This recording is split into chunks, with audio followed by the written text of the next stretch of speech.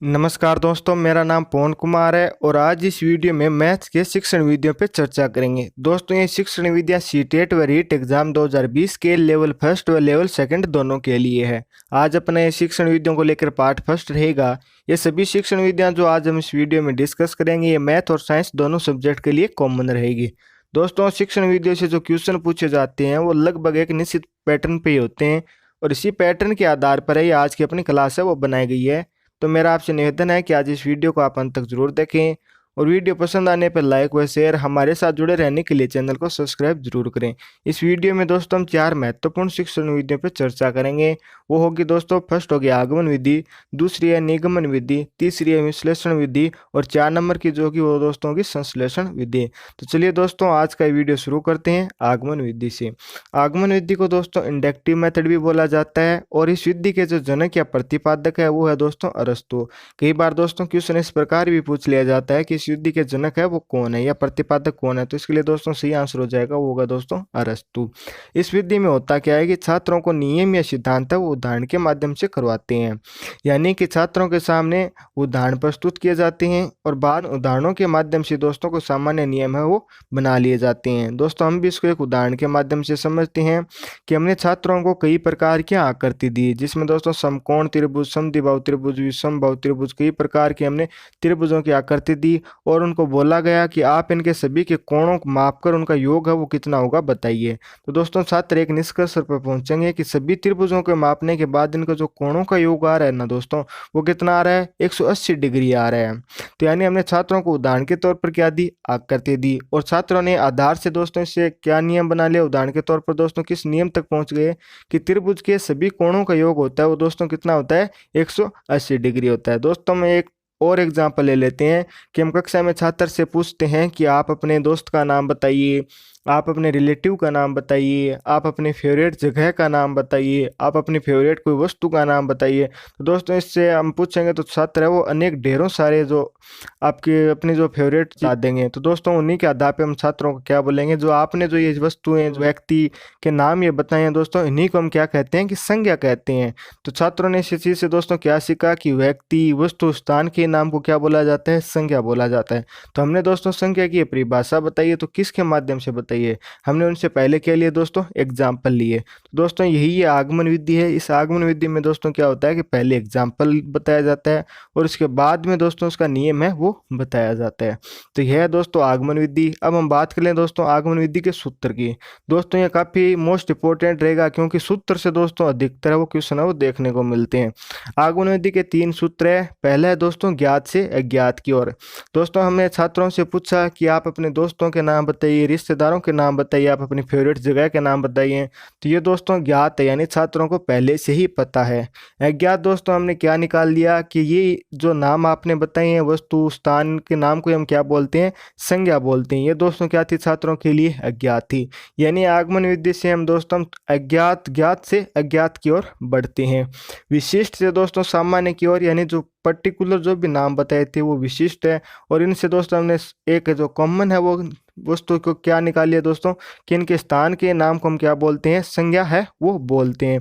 तो दोस्तों ये विशिष्ट से सामान्य की ओर चलती है। सूक्ष्म से स्थूल की ओर, यानी दोस्तों इसमें कई सारे एग्जाम्पल लिए गए और फिर इनका दोस्तों एक निष्कर्ष क्या निकाल लिया गया कि इन्हीं को दोस्तों हम संज्ञा बोलते हैं। तो यानी ये दोस्तों स्थूल से सूक्ष्म की ओर चलती है। तो ये दोस्तों आगमन विधि के 3 सूत्र है जो कि आपको याद रखने हैं। दोस्तों अब इस विधि की विशेषताएं हैं कि इस विधि से दोस्तों जो ज्ञान प्राप्त होता है ना वो क्या होता है, एकदम स्थायी होता है और ये एक वैज्ञानिक विधि है। इसमें अर्जित ज्ञान है वो प्रत्यक्ष तथ्य पर आधारित होना है, यानी छात्रों ने जो त्रिभुज है उनको खुद माप कर बताया है कि इन सभी का कोणों का योग है वो कितना होगा, 180 डिग्री होगा। यानी इसमें जो ज्ञान होता है वो प्रत्यक्ष तथ्य पे भी आधारित होता है।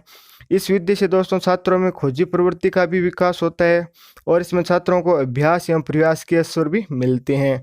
और ये दोस्तों विधि है जो सभी प्रकार के छात्रों के लिए उपयोगी वो माने जाते हैं। तो ये दोस्तों थी आगमन विधि के गुण या विशेषताएं। अब दोस्तों बात कर लेते हैं इसके दोष के बारे में। तो दोस्तों इसका जो मुख्य दोष है वो यही है कि इस विधि से पाठ्यक्रम है वो पूरा नहीं होता है, क्योंकि दोस्तों इसकी गति है वो बहुत ही धीमी है और इसका सीखने में समय और शक्ति दोनों का अत्यधिक अपव्यय होता है। और इस विधि को दोस्तों करवाने में दोस्तों इस विधि से समय है वो काफ़ी ज़्यादा लगता है। तो दोस्तों ये थी आपकी आगमन विधि। चलिए बढ़ते हैं अगली विधि की तरफ। अगली विधि है दोस्तों निगमन विधि यानी डिडक्टिव मेथड। ये दोस्तों विधि है वो एकदम आगमन विधि के विपरीत है। आगमन विधि जहाँ पे बाल केंद्रित थी, वही दोस्तों ये है विधि है वो क्या हो जाएगी, अध्यापक केंद्रित हो जाएगी। इस विधि का दोस्तों उपयोग है वो बीजगणितीय, रेखा गणितीय, त्रिकोणमितीय के शिक्षण में भी किया जाता है। ठीक है दोस्तों, ये भी आपको याद रखना है, यहीं से दोस्तों कई बार क्वेश्चन है वो पूछ लिया जाता है। इस विधि में होता क्या है दोस्तों, छात्रों को पहले नियम या सिद्धांत बता दिए जाते हैं, इसके बाद में दोस्तों उनको उदाहरण है वो करवाए जाते हैं और वर्तमान समय में कक्षा में पढ़ाने के लिए इसी विधि का उपयोग किया जाता है। यानी दोस्तों आप छात्रों को कोई मैथ का हो चाहे कोई ग्रामर का हो तो आप पहले क्या कर देंगे दोस्तों, उनका कोई आप नियम या सिद्धांत बता देंगे। यानी अगर आप पाइथागोरस प्रमेय पढ़ा रहे हो तो आप उनको क्या बताओगे कि कर्ण स्क्वायर होता है वो किस किस के बराबर होता है, वो लंब स्क्वायर प्लस आधार स्क्वायर के बराबर होता है। ये दोस्तों आपने नियम है वो बता दिया। इसके बाद में दोस्तों आप इसको एग्जाम्पल के माध्यम से करवाएंगे कि कर्ण का मान ये है, आपको लंब का मान दे दिया गया, आप आधार का मान निकालिए, या आधार या लंब का मान आपने दे दिया तो कर्ण का मान निकालिए। तो दोस्तों इस प्रकार आप इसमें छात्रों को पहले नियम या सिद्धांत बताते हैं और इसके बाद में आप उनको उदाहरण से करवाते हैं। दोस्तों इसमें सूत्र की बात करें तो दोस्तों इसमें जो सूत्र है वो है आगमन विधि के दोस्तों एकदम विपरीत है। जहाँ पे आगमन विधि में आप ज्ञात से अज्ञात की ओर चलते थे, वहीं इस विधि में दोस्तों हम अज्ञात से ज्ञात की तरफ जाते हैं, सामान्य से विशिष्ट की तरफ जाते हैं। सामान्य से एक नियम दे दिया, फिर उसके विशिष्ट हम उदाहरण करते हैं, यानी पर्टिकुलर हर चीज़ पे उसके उदाहरण करते हैं। ये दोस्तों विद्या जो सूक्ष्म से स्थूल की ओर जाती है। तो ये दोस्तों आपको याद है, इसमें रखना है। अब दोस्तों इसके दोष की बात करें तो सबसे बड़ा दोस्तों इसका दोष है वो है कि यह एक अमनोवैज्ञानिक विधि है। दोस्तों ये भी कई बार क्वेश्चन पूछ लिया जाता है कि निम्न में से कौन सी वो एक निम्न में से अवैज्ञानिक विधि है, तो वो दोस्तों हो जाएगी निगमन विधि। दोस्तों इसमें नवीन ज्ञान तर्क का अभाव होता है, क्योंकि दोस्तों इसमें रट्टी रटाई सिस्टम है वही चलता है। यानी टीचर आपको पहले नियम या सिद्धांत बता देगा, उसके बाद में आपको उदाहरण करवा देगा।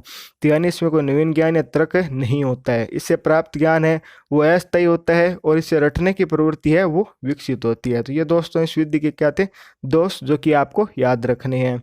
अगली विधि दोस्तों वो है अपनी विश्लेषण विधि। ठीक है, इसको हम एनालिटिकल विधि भी बोलते हैं। यह विधि दोस्तों वो क्या है कि ये अज्ञात से ज्ञात की तरफ चलती है। यानी इस विधि में दोस्तों किसी तथ्य या समस्या को छोटे छोटे टुकड़ों में विभाजित कर लिया जाता है। टुकड़ों में विभाजित करने के बाद में दोस्तों इस विधि का जो है हम उपयोग करते हैं। इस विधि का दोस्तों उपयोग है वो गणित, बीजगणित, रेखा गणित के प्रमेयों को सिद्ध करने के लिए किया जाता है। तो ये भी दोस्तों आपको याद रखना है। अभी दोस्तों इसकी विशेषता या गुण की बात करें तो दोस्तों ये क्या है, एक मनोवैज्ञानिक विधि है। इससे छात्रों में खोज करने की शक्ति है उसका विकास होता है और इस विधि से दोस्तों जो प्राप्त ज्ञान होता है वो क्या होता है, एकदम स्थायी होता है। तो ये भी आपको इसकी गुण विशेषताएं वो याद रखनी है। अगला है दोस्तों इसकी विधि के दोष। तो इस विधि के लिए दोस्तों हमें कुशल अध्यापक की है वो आवश्यकता होती है। दोस्तों इसका सबसे बड़ा ये दोष माना जाता है और इसमें दोस्तों अधिक तर्क शक्ति की आवश्यकता होती है, यानी आपको समझ है वो ज़्यादा होनी चाहिए। तो इसलिए दोस्तों ये छोटी कक्षाओं के बच्चों के लिए उपयोगी नहीं होगी, क्योंकि छोटे बच्चों में दोस्तों इतनी समझ नहीं होती है कि वो हर समस्या को समझ सके, उसको छोटे छोटे टुकड़ों में इसको विभाजित कर सकें, या जो क्वेश्चन है या समस्या है वो क्या मतलब इसका निष्कर्ष निकाल सकते हैं हम। ये तो दोस्तों ये तर्क शक्ति है वो छात्रों में बिल्कुल भी नहीं होती है। अगली विधि है संश्लेषित विधि। संश्लेषण का दोस्तों अर्थ होता है कि छोटे छोटे टुकड़ों को जोड़कर एक नया और वर्ध रूप देना। जहाँ पे दोस्तों विश्लेषण विधि है वो अज्ञात से ज्ञात की तरफ जाती है, वही दोस्तों संश्लेषण विधि है वो ज्ञात से अज्ञात की ओर जाती है। तो दोस्तों आपको ये याद रखना है, इससे जो क्वेश्चन आता है वो लगभग 90% चांस है कि यही से भी पूछा जाता है कि निम्न में से बताइए कि कौन सी विधि है वो ज्ञात से अज्ञात की ओर जाती है। तो दोस्तों संश्लेषण विधि है वो ज्ञात से अज्ञात की ओर जाती है। तो दोस्तों ये आपको याद है वो रखना है। अगला है दोस्तों संश्लेषण विधि में दोस्तों इस विधि के द्वारा ही मतलब प्रश्न में दी गई जानकारी के आधार पर ही दोस्तों हम क्या करते हैं, इसका हल है वो निकाल लें। तो दोस्तों इस प्रकार ये विधि है उपयोगी है। अगर इसके गुण या विशेषता की बात करें तो इसमें समय और परिश्रम दोनों की बचत होती है। यह विधि सरल और क्रमबद्ध है। ठीक है दोस्तों, ये भी आपको इसके गुण विशेषताएं वो याद रखनी है। अगले दोस्तों इस विधि के दोष है कि इस विधि से जो ज्ञान प्राप्त होता है वो अस्थायी होता है और इस विधि से केवल हम सिद्ध कर सकते हैं, यानी कोई भी चीज़ हम समझा नहीं सकते। ये इस विधि का सबसे बड़ा दोष है। तो दोस्तों इस प्रकार हमने इस वीडियो में आज वो 4 विधि डिस्कस किया है और आगे आने वाले वीडियो में हम और भी विधियों को लेकर डिस्कस करेंगे। उम्मीद करता हूँ आज का ये वीडियो आपके लिए हेल्पफुल रहा होगा। तो वीडियो को लाइक, शेयर और हमारे साथ जुड़े रहने के लिए चैनल को सब्सक्राइब जरूर करें। फिर मुलाकात होगी इसी प्रकार एक और बेहतरीन वीडियो के साथ। तब तक आप हंसते रहिए, मुस्कुराते रहिए, देखते रहिए जो भी पीढ़ी। जय हिंद, जय भारत।